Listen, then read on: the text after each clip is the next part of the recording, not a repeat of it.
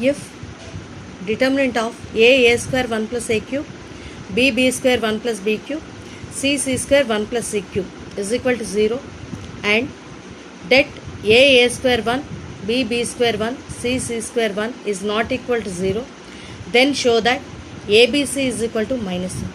ఇది కూడా చాలా ఇంపార్టెంట్ ప్రాబ్లం.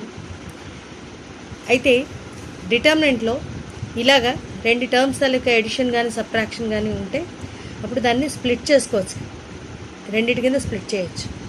తర్వాత ఇక్కడ మనకి కండిషన్ కూడా ఇది ఇచ్చారు, ఈజ్ నాట్ ఈక్వల్ టు 0. ఇది ఎక్కడ వచ్చినా కూడా అది నాట్ ఈజ్ ఈక్వల్ టు 0 అని చెప్పి మనకి కండిషన్.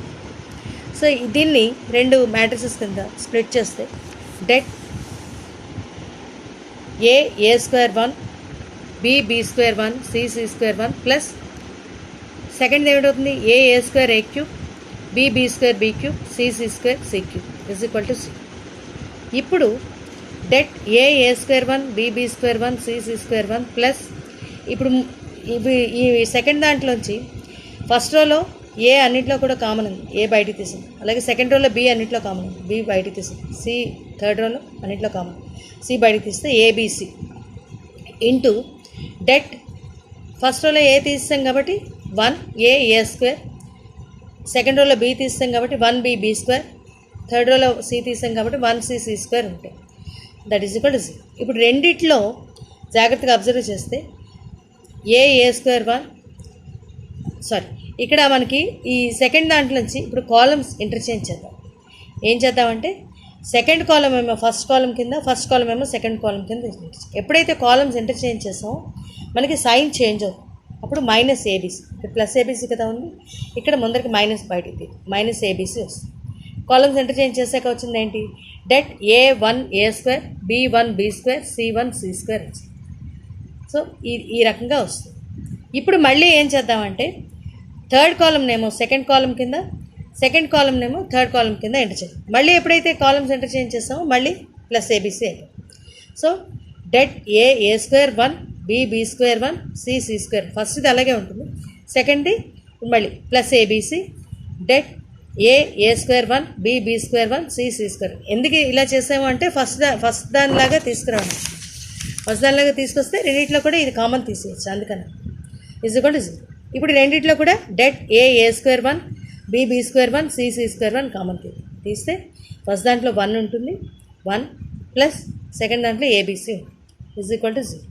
కానీ మనకి det A square 1, B square 1, C square 1 is not equal to 0 అన్నారు. రెండింటి తాలూకా ప్రోడక్ట్ 0 అని ఎప్పుడైతే వచ్చిందో అందులో ఒకటి నాట్ ఈజ్ ఈక్వల్ టు 0 అంటే డెఫినెట్గా సెకండ్ది 0 అయ్యి తీరాలి. అంటే 1 plus ABC is equal to 0.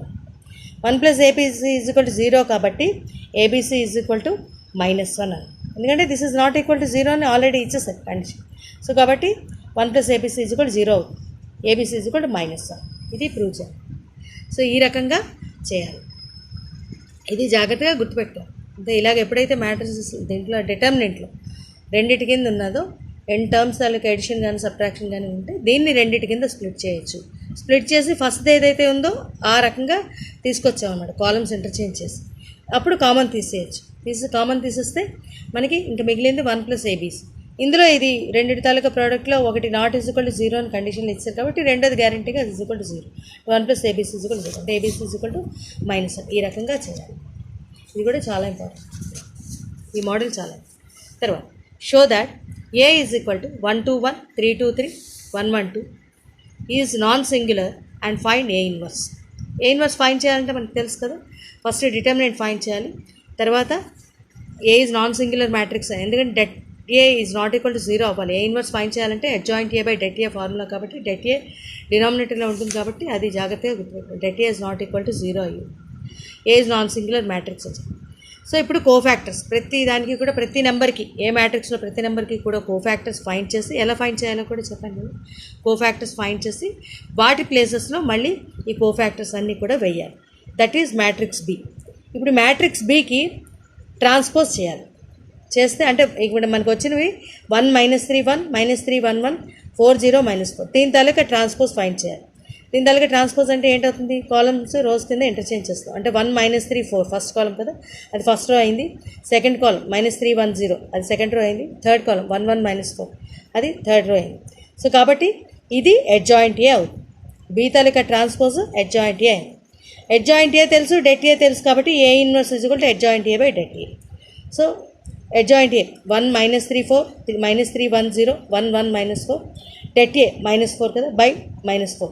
ఈ రకంగా -1/4 బయటికి తీసుకొస్తే ఈ మ్యాట్రిక్స్ అడ్జాయింట్ ఏ. సో 1/4 అంటే మైనస్ బయటికి తీస్తాం, బయటికి తీస్తే +1/4 అవుతుంది. ఇందులోంచి మైనస్ బయటికి తీస్తాం. అప్పుడేమవుతుంది, -1 +3 -4 అలాగే 3 -1 0 -1 -1 4 ఈ రకంగా వస్తుంది. ఈ రకంగా ఇన్వర్స్ ఫైండ్ చేయాలి. 3/3 మ్యాట్రిక్స్ తాలూకా ఇన్వర్స్ ఈ రకంగా ఫైండ్ చేయాలి. ఇక్కడ జాగ్రత్తగా చూసుకోవాలి, దేని తాలూకా కోఫ్యాక్టర్ ఫైండ్ చేస్తున్నాము అది. ఇప్పుడు ఫర్ ఎగ్జాంపుల్ 1కి చేస్తాం అంటే 1 ఉండే కాలము 1 ఉండే రో లీవ్ చేసి మిగతావి 2 3 1 2 ఇది ఏ ఫామ్లో ఉంది, ABCD. సో మనకి ఏమిటి దీని తాలూకా ABCD ఫామ్లో ఉండేదానికి డెట్ ఏమిటి, AD - BC అంటే 2 × 2 4 -3 × 1 ఈ రకంగా.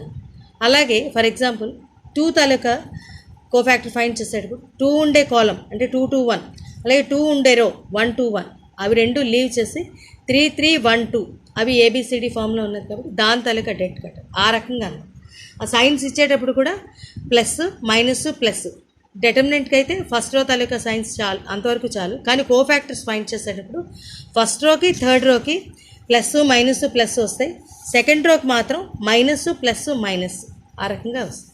అలాగా కోఫ్యాక్టర్స్ అన్నీ కూడా ఫైండ్ చేసి అప్పుడు బి మ్యాట్రిక్స్ ఫైండ్ చేయాలి. బి తాలూకా ట్రాన్స్పోజ్ అడ్జాయింట్ ఈ రకంగా ఏ ఇన్వర్స్ ఫైండ్ చేస్తాం. A inverse adjoint A by det ఏ ఈ రకంగా ఫైండ్ చేస్తాం. సో ఇది కూడా ఇన్వర్స్ ఫైండ్ చేయడం కూడా చాలా ఇంపార్టెంట్. నెక్స్ట్ అలాగే if A = 1 -2 3 0 -1 4 -2 2 1 then find A transpose whole inverse. ఇక్కడ మనకి ఏంటంటే ఏ ట్రాన్స్పోజ్ హోల్ ఇన్వర్స్ ప్రాపర్టీస్లో మ్యాట్రిసెస్ తాలూకా ప్రాపర్టీస్లో A transpose whole inverse A inverse whole transpose అదొక ప్రాపర్టీ ఉంది. సో కాబట్టి మనం మామూలుగా ఏ ఇన్వర్స్ ఫైండ్ చేసి దానికి ట్రాన్స్పోజ్ చేసినా కూడా ఏ ట్రాన్స్పోజ్ హోల్ ఇన్వర్స్ ఈ వాల్యూ ఫైండ్ చేసినా కానీ రెండు కూడా ఒకటి. మనకి ఇది అలవాటు కాబట్టి ఈ రకంగా చేసేసుకోవచ్చు. అంటే ఏ మ్యాట్రిక్స్కి మామూలుగా కోఫ్యాక్టర్స్ డిటర్మినెంట్ ఫైండ్ చేసి తర్వాత ఏ inverse adjoint A by det ఏ కాబట్టి అందులో వేసేసుకుని ఆ రకంగా చేయొచ్చు. ఆ రకంగా చేస్తే ఎంతైతే వస్తుందో ఏ ట్రాన్స్పోజ్ చేసి దానికి ఇన్వర్స్ చేసినా కూడా అంతే వస్తుందన్నమాట. అందుకని ఈ రకంగా మనకి ఫస్ట్ ఏ ఇన్వర్స్ ఫైండ్ చేసి దానికి ట్రాన్స్పోజ్ ఏ ఇన్వర్స్ ఏమో ఇలాగ వచ్చింది. అడ్జాయింట్ ఏ బై డెట్ ఏ చేస్తే -9 8 -5 -8 7 -4 -2 2 -1 ఈ రకంగా వచ్చింది ఏ ఇన్వర్స్. సో దీనికి ట్రాన్స్పోజ్ చేద్దాం. దీనికి ట్రాన్స్పోజ్ అంటే ఏంటవుతుంది, -9 -8 -2 8 7 2 -5 -4 -1 దీని తాలూకా transpose. So A inverse whole transpose ఇది వచ్చింది. So this is same as A transpose whole inverse. So కాబట్టి మనకి అలవాటు ప్రకారంగా ముందర ఏ ఇన్వర్స్ ఫైండ్ చేస్తాం అంటే కోఫ్యాక్టర్స్ డిటర్మినెంట్ ఫైండ్ చేసి adjoint A by det A చేస్తాం. ఏ ఇన్వర్స్ ఫైండ్ చేస్తాం. ఏ ఇన్వర్స్ ఫైండ్ చేశాక దానికి ట్రాన్స్పోజ్ చేస్తే that is equal to A transpose whole inverse. So కాబట్టి ఏ ట్రాన్స్పోజ్ హోల్ ఇన్వర్స్ ఈ రకంగా ఫైండ్ చేస్తాం. లేదంటే మామూలుగా మనం ఆ రకంగా కూడా చేయొచ్చు, అది కూడా ఇంతే వస్తుంది అన్నమాట. అది ఎలాగంటే ఏ ట్రాన్స్పోజ్ ముందర ఏకి ట్రాన్స్పోజ్ చేసేస్తాం అంటే కాలమ్స్ కానీ రోస్ కానీ ఇంటర్చేంజ్ చేస్తాం. అప్పుడు డిటర్మినెంట్ ఫైండ్ చేయడం, అడ్జాయింట్ ఫైండ్ చేయడం అంటే కోఫ్యాక్టర్స్ ఫైండ్ చేయడం, అడ్జాయింట్ ఏ వస్తుంది. అప్పుడు అడ్జాయింట్ ఏ ట్రాన్స్పోజ్ ఆ రకంగా చేసి అప్పుడు ఆ రకంగా కూడా చేయొచ్చు, అది కూడా ఇంతే వస్తుంది. కావాలంటే చేసి చూడండి, అది కూడా ఇంతే వస్తుంది. సో ఆ రకంగా కూడా చేయాలి, ఈ రకంగా ఫైండ్ చేయొచ్చు, ఈ రకంగా అనమాట. ఇవి షార్ట్ ఆన్సర్స్లో చాలా ఇంపార్టెంట్ మోడల్స్ అండి. ఇవన్నీ కూడా ఈరోజు చెప్పినవి 3 వీడియోస్ కింద సెండ్ చేస్తున్నాను. ఈ రోజుతోటి షార్ట్ ఆన్సర్స్ కంప్లీట్ అయ్యాయి. నెక్స్ట్ క్లాస్ నుంచి లాంగ్ ఆన్సర్స్ స్టార్ట్ చేస్తాను. Thank you.